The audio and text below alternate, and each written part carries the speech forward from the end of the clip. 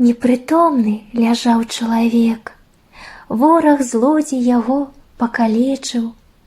Міма крокі, сляды, хуткі свет, не стае дабрыні чалавечай. Хто падыдзе, хто спыніць хаду, хто нахіліцца над небаракам, і чужую адчуе бяду, як сваю, стане сябрам і братам.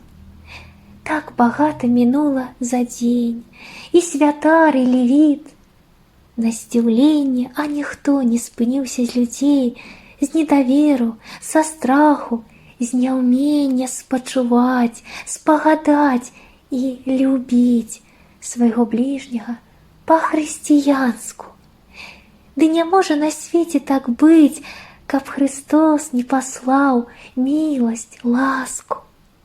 Чужаземец схіліўся над ім, ажывіў і прамыў яму раны, міласэрны той, самаранін, на сваё асляня пасадзіў і ў святліцу прывёз у час ранні.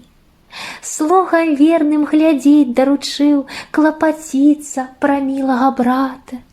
2 дынары ім заплаціў і сказаў, што як вернецца заўтра, і мацячы зноў міласць падасць, толькі б хворай душы паслужылі.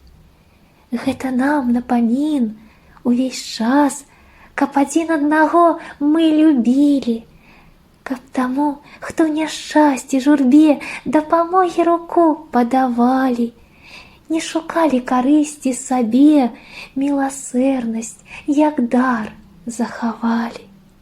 У святліцу, у храм, Божий дом, каб спяшаліся, як на лячэнне, і працягвалі шлях за Христом, і здзяйснялі любові служэнне.